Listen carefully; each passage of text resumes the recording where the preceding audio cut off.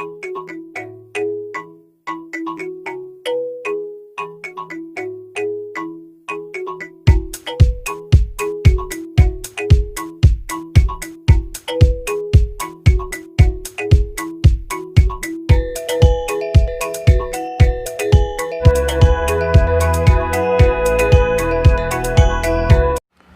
guys, this is Anurag Sharma and welcome to our YouTube channel Aradhya Online Study Point.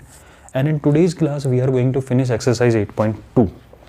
We have already completed question number 1 to 5, and in this video, we are going to finish this exercise, means remaining question 6, 7th, 8th, 9th and 10th, right?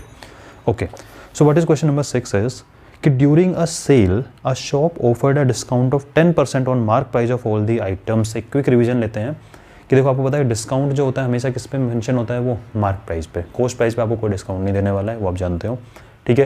Profit loss की जो calculation होगी वो किस पे होगी, cost price पे, until unless it is mention कि selling price पे प्रॉफिट हो रहा है, सेलिंग प्राइस पे लॉस हो रहा है। वो सिनेरियो भी आते हैं, कोई प्रॉब्लम नहीं है, वो आप कर लोगे, वैसे आपकी लेवल पे तो नहीं है वो वाला क्वेश्चन, ठीक है ना। लेकिन अगर मेंशन नहीं है तो किस पे करोगे प्रॉफिट लॉस कैलकुलेशन, हमेशा कॉस्ट प्राइस पे, ठीक है। अब इस क्वेश्चन पे आते हैं कि शॉप ने क्या किया, डिस्काउंट ऑफर कर दिया। कितना डिस्काउंट रखा,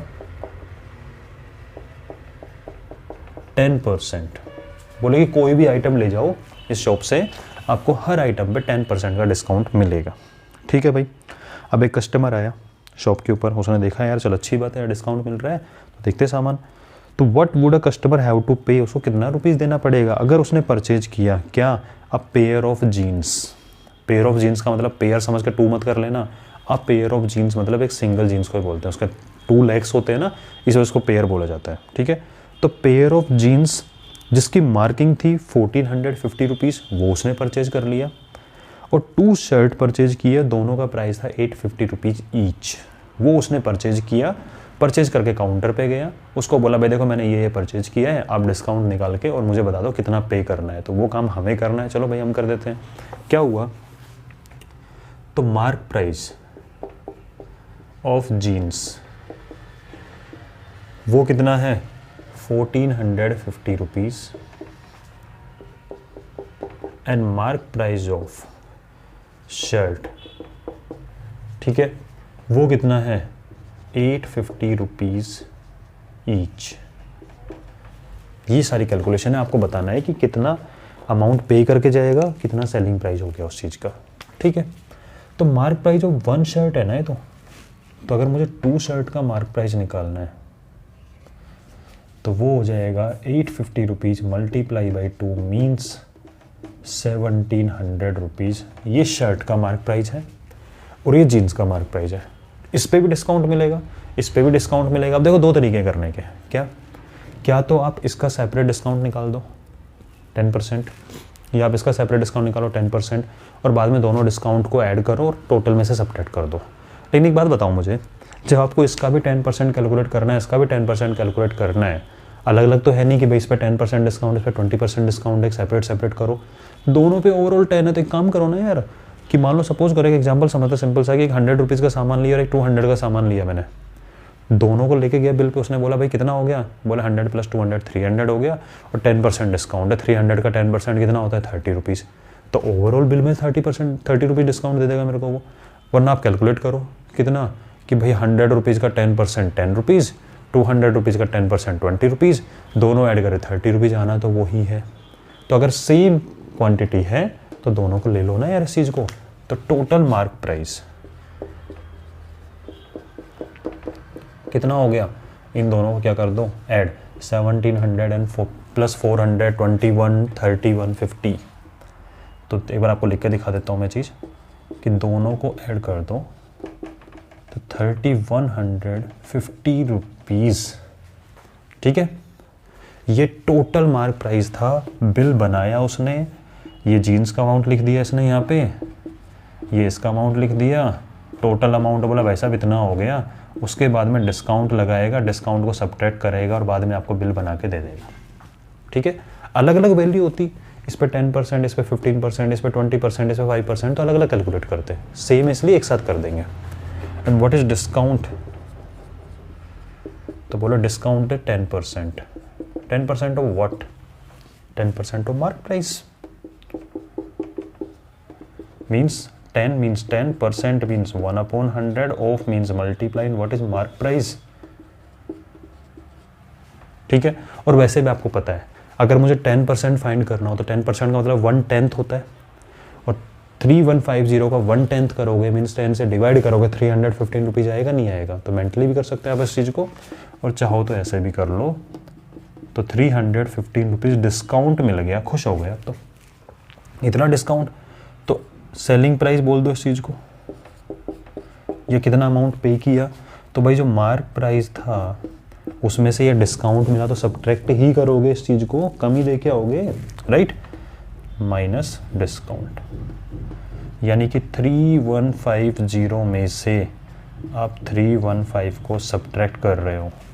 ठीक है, कितना बच जाएगा, 10 - 5 इज़ 5, 4 - 1 इज़ 3, 0 अच्छा 1, 11 - 3 इज़ 8 एंड 2। यानी कि आप 2835 रुपीज़ ही दे के आओगे, खुश होके घर आ गए। देखो यार सामान खरीदा 3150 रुपीज़ का, अमाउंट इतना सा दे के आया उसको मैं।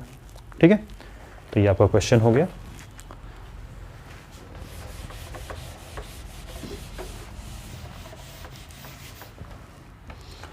क्वेश्चन नंबर 7 अच्छा क्वेश्चन है, क्यों, कैलकुलेशन थोड़ा सा लंबा पड़ जाएगा इसका, इसलिए इसको अच्छे से समझना है।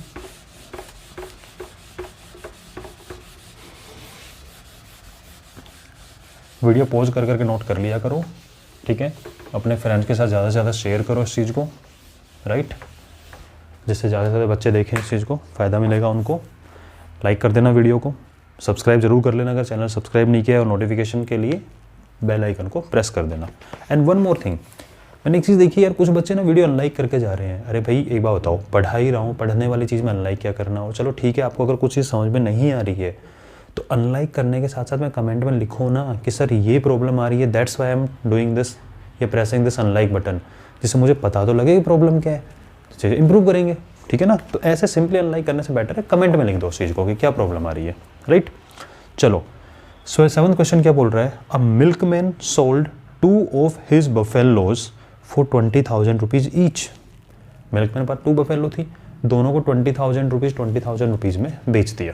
ठीक है, एक पे तो उसको गेन मिला, यानी प्रॉफिट हुआ, बेचने पे 20,000 रुपीज़ में बेचने में प्रॉफिट हुआ, इसका मतलब वो कम में लेके आया होगा उसको, और 20,000 रुपीज़ में बेचा तो उसको प्रॉफिट हुआ। ठीक है, और दूसरे पे उसको लॉस हुआ, यानी महंगी खरीदी होगी और 20,000 में दे दी, मतलब लॉस हुआ उसको। समझते चलो दिमाग के अंदर, राइट। आपको बताना है ओवरऑल प्रॉफिट हुआ या ओवरऑल लॉस हुआ। ठीक है, चलो भाई, वैसे आपको देख के समझ में आ रहा होगा सर कि लॉस ज़्यादा हो रहा है 10%, प्रॉफिट कम हो रहा है 5%, तो ऑब्वियसली लॉस हुआ होगा। चलो देख लेते हैं, कैलकुलेट कर लेते हैं इस चीज़ को। तो हमारी ये है भाई बफेलो 1 फर्स्ट वाली, और ये है बफेलो 2। ठीक है, इसकी अगर हम बात करें तो हमें कॉस्ट प्राइस नहीं मालूम, क्योंकि हमें पता है सिंपली क्या कि फर्स्ट वाले पे आपको प्रॉफिट हुआ है कितना, 5% का, और सेलिंग प्राइस कितना है इसको भी 20,000 रुपीज़ में ही तो सेल किया है। ठीक है, 20,000 रुपीज़ में सेल किया, प्रॉफिट हो रहा है 5%। इसका भी कॉस्ट प्राइस नहीं पता, बट इस पे पता है कि आपको लॉस हुआ है, कितना लॉस हुआ है, 10% का लॉस हुआ है। और सेलिंग प्राइस क्या है इसका, बोले इसका सेलिंग प्राइस भी है 20,000 रुपीज़। समझ रहे इस चीज़ को। अब आपको बताना ओवरऑल प्रॉफिट या ओवरऑल लॉस। चलो भाई, ओवरऑल प्रॉफिट या ओवरऑल लॉस तो हम निकाल लेंगे यहाँ से, राइट। चलो करते हैं, तो एक एक करके कैलकुलेट करते हैं। इसका कॉस्ट प्राइस कितना था, फिर इसका कॉस्ट प्राइस देखेंगे। तो let cost price is x, right. अब आप मुझे बताइए, जब कॉस्ट प्राइस एक्स है, प्रॉफिट 5% है और सेलिंग प्राइस ये हो गया, तो फॉर्मूला क्या बनेगा, फॉर्मूला बनेगा कि कॉस्ट प्राइस में जब प्रॉफिट ऐड होता है तो हमारा क्या बनता है, सेलिंग प्राइस। कॉस्ट प्राइस में प्रॉफिट ऐड करोगे तभी तो सेलिंग प्राइस बनता है। 10 रुपीज़ का कोई सामान लेके आया, 2 रुपीज़ का प्रॉफिट ले लिया मैंने, 12 रुपीज़ के अंदर सेल करूँगा। समझ गए इस चीज़ को।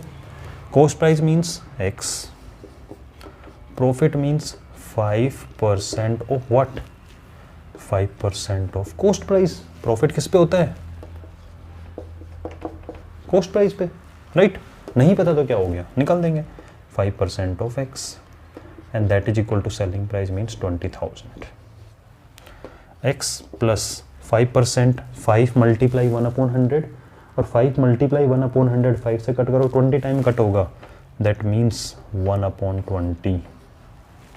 ठीक है, 5% का मतलब 1/20 और 20% मतलब 1/5 of means multiply an x। तो इसको ऐसे लिखने से अच्छा ऐसा नहीं है कि मल्टीप्लाई में जब x है तो मैं x को यहीं ले आऊँ, ठीक है, एंड इक्वल टू 20,000। और जब आप एलसीएम लोगे इस चीज़ का तो 20x plus x means 21x/20 and that will be equal to 20,000। और जब x की वैल्यू फाइंड करोगे तो 20,000 के साथ में 20 तो जाएगा मल्टीप्लाई में और 21 जाएगा डिवाइड में। जब आप इसका सोल्यूशन करोगे, मैं डायरेक्ट लिख देता हूँ, सोल्यूशन करने पे इसकी वैल्यू आएगी आपकी 19,047.6, यानी x मीन्स कोस्ट प्राइस, यानी फर्स्ट बफेलो का जो कोस्ट प्राइस था वो था 19,047 रुपीज़ और 62 है ये। ठीक है, अब आप खुद समझ लो, 19,047 रुपीज़ में परचेज किया, 20,000 रुपीज़ में सेल किए है। ठीक है, डेसिमल के बाद में अप्रोक्सीमेटली इतना ही आएगा, 0.62 और चलता रहेगा ये। ठीक है, इतने में सेल किया तो ऑब्वियसली प्रॉफिट हुआ, कम में खरीदा ज़्यादा में बेचा। तो ये तो फर्स्ट के बारे में हमने सारी इन्फॉर्मेशन निकाल ली, इतने में परचेज किया, इतने में सेल कर दिया, राइट। तो एक बार नोट कर लेना पॉज करके वीडियो को। अब बात करते हैं हमारी सेकंड बफेलो जी की। ठीक है, कि उस पर लॉस हुआ है, मतलब वो महंगी थी, उसका कॉस्ट प्राइस क्या था, ज़्यादा था। तो सेकंड बफेलो के कॉस्ट प्राइस को भी चलो x मान लेते हैं, ये आपको मन कर रहा है सर y मान लो, ठीक है मान लिया। वापस फॉर्मूला वही बनेगा क्या, कि कॉस्ट प्राइस में से लॉस को क्या करते हैं हम, सब्ट्रैक्ट। 10 रुपीज़ का सामान, 2 रुपीज़ का लॉस कितने में दिया होगा, 8 में दिया होगा। ठीक है, equal to selling price. Cost price means y, loss means 10% of y और 10% का मतलब 1/10 होता है और मल्टीप्लाई बाई y। ठीक है, minus loss is y/10 equal to selling price is 20,000। इसको एलसीएम लोगे तो 10y minus y means 9y/10 आएगा इक्वल टू 20,000। और y इक्वल टू, तो 20,000 में 10 तो करो मल्टीप्लाई तो 1 0 और बढ़ जाएगा और 9 जाएगा डिवाइड में और उसकी वैल्यू आएगी 9 2 जा 18, 2 9 2 जा 18, 9 2 जा 18, 9 2 जा 18 चलता रहेगा 0.22 रुपीज़, 2222.22 रुपीज़, यानी 22,222 रुपीज़ की लेके आया था। ठीक है,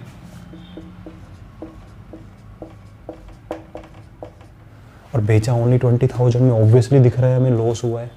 ठीक है, अब ओवरऑल कितना प्रॉफिट और कितना लॉस, तो आप खुद सोचो कि घर में जब दोनों बफेलो लेके आया होगा वो, ठीक है, तो टोटल कितने रुपीज़ में लेके आया, तो जो टोटल कॉस्ट प्राइस था दैट वाज 19,047.62 प्लस 2222.22। इतने में तो टोटल परचेज किया उसने, 224,628, 729, 426, 29211 1, इतने रुपीज़ में तो परचेज किया उसने दोनों को। ठीक है, जब घर में लेके आया होगा, और बेचा कितने में,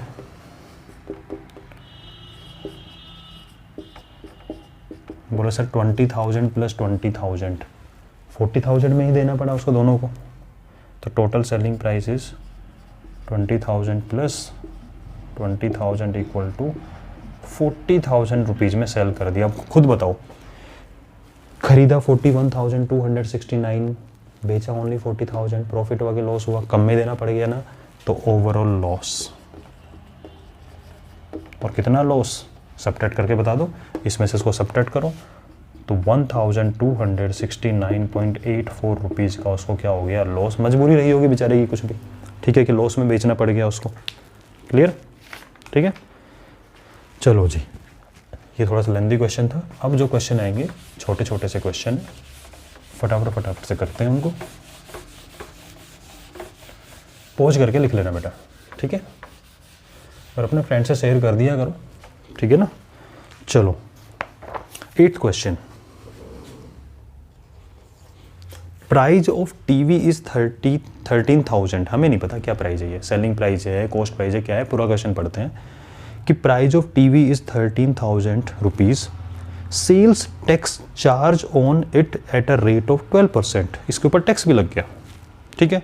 find the amount that Vinod will have to pay if he buys it. अगर विनोद इसको परचेज करने गया शॉप के ऊपर तो कितना अमाउंट देगा, तो उसने देखा कि 13,000 का, तो उसने शॉपकीपर ने बताया भाई देखो 13,000 रुपीज़ का है ये। बोला ठीक है, खुश हो गया, 13,000 रुपीज़ में आ जाएगा। बोला भाई साहब रुको, 12% टैक्स और लगने वाला है इसके ऊपर। बोला क्यों? बोला गवर्नमेंट ने लगा रखा है, देना पड़ेगा। बोला अच्छा 12% टैक्स है, मतलब और अमाउंट एक्स्ट्रा देना पड़ेगा।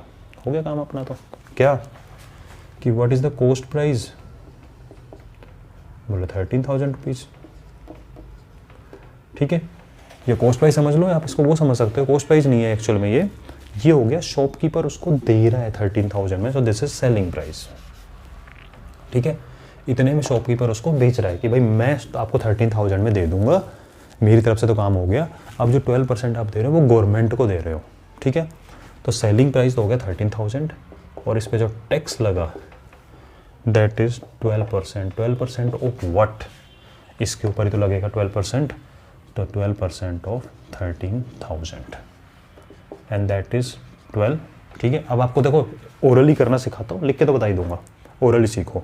आपको 12% फाइंड करना है, मेंटली करें क्या? मैं 12%, ये मेंटली कर रहा हूँ लेकिन आपको लिख के दिखाऊंगा। 12% को आप इसको 10% प्लस 2% ब्रेक नहीं कर सकते क्या? कर सकते हो।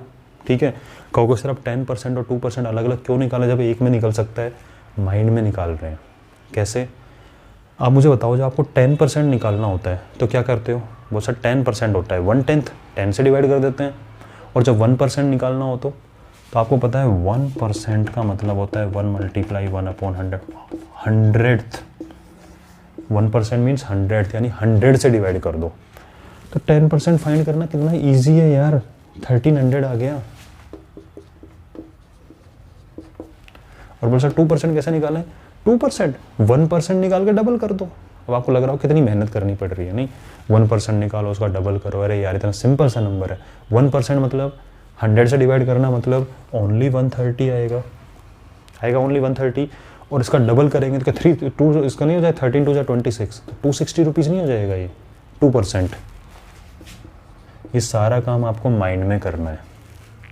ठीक है, अगर ऐसा नंबर दिखे ट्राई करा करो यार, ब्रेन ही खुलेगा और कोई नुकसान नहीं होने वाला इस चीज़ का, कोई साइड इफेक्ट नहीं है इसका।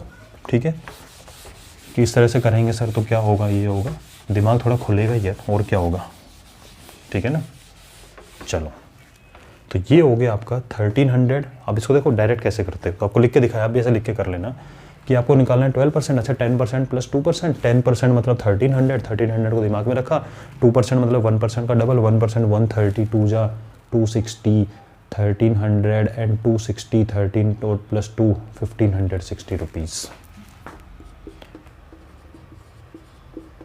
ये हो गया आपका टैक्स। ये आप एक्स्ट्रा दे के आ रहे हो, शॉपकीपर तो 13,000 ले रहा है, ये गवर्नमेंट के पास जाएगा। इलेक्ट्रॉनिक्स आइटम पे आप लोग देखते हो जो बजट आता है, ठीक है ना, अप्रैल मंथ में आता है, तो उसके अंदर आता है किस पे, इलेक्ट्रॉनिक्स आइटम पे इतना, अब तो जीएसटी लगने लग गया, इतने % जीएसटी के रेंज में, ये सब चीज़ें हैं।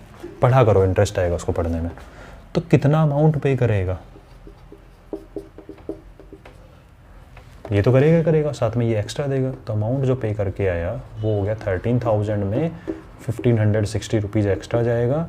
ठीक है, 13,000 1000 14,560 रुपीज़ दे के वो शॉप को आ जाएगा, जिसमें 13,000 वो अपनी पॉकेट में रखेगा एंड 1560 रुपीज़ गवर्नमेंट के पास चले जाएंगे वहाँ से। ठीक है, क्योंकि शॉपकीपर को भी बाद में गवर्नमेंट को पे करना पड़ता है।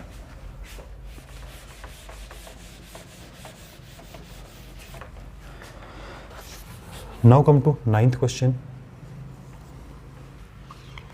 Arun bought a pair of skates. Wow, छुट्टी के टाइम में स्केट्स खरीद लिए। एट अ सेल में गया, वहाँ पे डिस्काउंट गिवन वॉज 20%, उसको 20% डिस्काउंट मिला। ठीक है, अच्छा डिस्काउंट मिला तो उसने परचेज कर लिया, discount was 20%। If amount he page, जो उसने अमाउंट पे किया, ठीक है, that was 1600 rupees, find the mark price. उसने जो अमाउंट पे किया जो अमाउंट आप शॉपकीपर को पे करके आते हो वो सेलिंग प्राइस होता है नहीं होता है, एंड दैट इज 1600 रुपीज़। आपको मार्क प्राइस फाइंड करना है।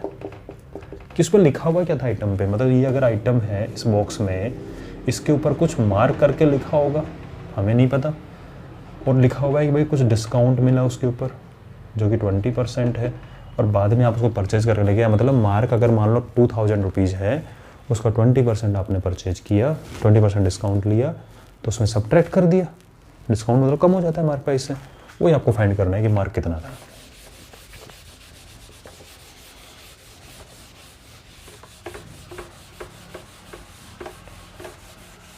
चलो भाई, that is something unknown, let x rupees.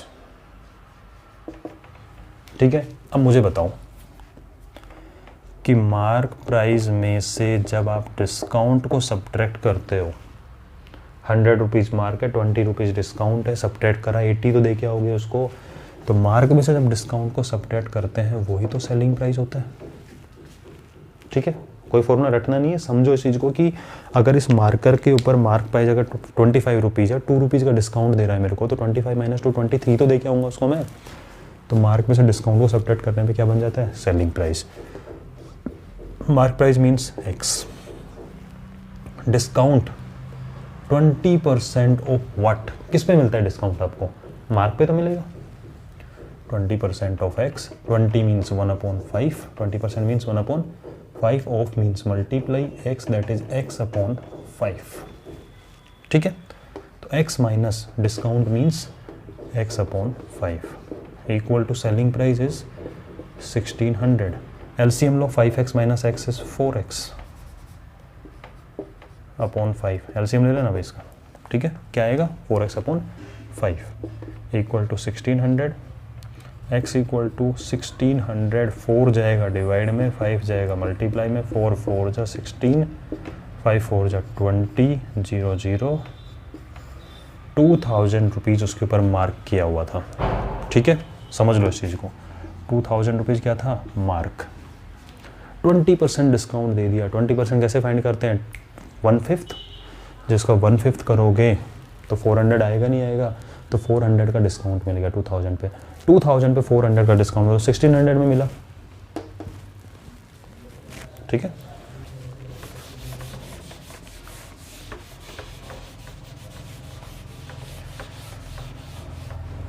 Last question of this exercise, last question of the day. ठीक है, करते हैं इसको। I purchase a hair dryer for 5400 rupees including 8% tax VAT। यानी वो खरीद के कितने में लेके आया, 5400 रुपीज़ में परचेज किया उसने, लेकिन उसमें टैक्स इंक्लूडेड था। ठीक है, find the price before tax, तो टैक्स से पहले का कितना प्राइस था। ठीक है, तो टैक्स से पहले का जो भी प्राइस था वो सेलिंग प्राइस था उसका, हमें नहीं पता, लेट एक्स। ठीक है, कितना वैट लगा हुआ है, बोले कि 8% लगा हुआ है, और अमाउंट कितना पे किया, वो किया 5400 रुपीज़। मतलब कि शॉपकीपर ने जो बिल बना के दिया स्टार्टिंग में, उसमें तो लिखा हुआ था कितना, जो भी था हमें नहीं पता कितना लिखा हुआ था। ठीक है, और उस बिल के बाद में जो भी लिखा उसके बाद 8% वैट लगाया उसने, यानी टैक्स लगाया, और बाद में यानी कि स्टार्टिंग में उसने कुछ लिखा, उसके बाद में उसने ऐड किया कुछ वैट, और फाइनल जो बिल बना के दिया वो 5400 का बना के दे दिया उसको। ठीक है, तो वही बताओ कितना लिखा हुआ था। ठीक है ना, यानी अगर 20 रुपीज़ का कोई सामान है, 10% टैक्स लगा के 110 में दे रहा है, तो आपको 110 बता दिया, 10% बता दिया। बताओ स्टार्टिंग में कितना लिखा हुआ था, बताओ रसोड़े में कौन था, वो वाली चीज़ नहीं है। ठीक है, यही बताना है आपको।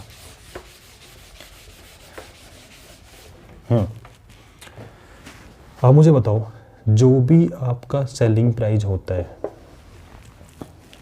उसके ऊपर क्या लगता है, फिर आपका टैक्स लगता है, ऐड होता है टैक्स उसके अंदर, और उसके बाद में आपका अमाउंट बन जाता है, जो भी अमाउंट आप पे करके आते हो बनता है। ठीक है, 100 रुपीज़, उसमें कुछ टैक्स लगा, आप 120 दे के आ गए मान लो। ठीक है ना, now selling price is x, tax is 8% of selling price equal to 8% of x। ठीक है, तो x प्लस कितना बैठा है 8%, 8 means 8, percent means 1/100, of means multiply an x equal to कितना अमाउंट पे किया आपने 5400। ठीक है, this is x plus 8x upon 100 equal to 5400। LCM ले लो तो आपका आएगा 100x plus 8x, 108x upon 100 equal to 5400 and x equal to 5400 में कोई चेंज नहीं, 100 जाएगा मल्टीप्लाई और 108 आएगा डिवाइड। और 108 को जब 5 से मल्टीप्लाई करोगे तो 100 5 जा 500, 8 5 जा 40, तो 5 से मल्टीप्लाई करने पे ये आया और एक जीरो हो रहा था ये लग गया, तो x equal to 50 multiply 100 is 5000 rupees. इसका मतलब उससे पहले उसका अमाउंट कितना था 5000 रुपीज़ था। ठीक है, अब आप ओरली करके देखो इसको कि 5000 का आपको बिल बनाया, पहले बिल पे लिखा, उसके बाद में उसमें 8% टैक्स लगाया। 5000 का 8%, 8% कैसे निकालते हो, 1% निकाल के 8 से मल्टीप्लाई करते हैं। ठीक है, तो 1% मतलब 100 से डिवाइड करना, तो 1% तो हो गया 50। ठीक है, 8% 50 का 8 मल्टीप्लाई किया, 8 5 40, 400 रुपीज़ टैक्स। बताओ ऐड करने पे 5400 आ रहा है नहीं आ रहा है। ठीक है, तो ये थी पूरी कहानी related to exercise 8.2। Next video में बताएंगे आपको कंपाउंड इंटरेस्ट का, ठीक है ना, पूरा फंडा, उसका related question, right. So enjoy at home. If you have not subscribe channel, subscribe now और आराम से घर बैठ के मस्ती से पढ़ो।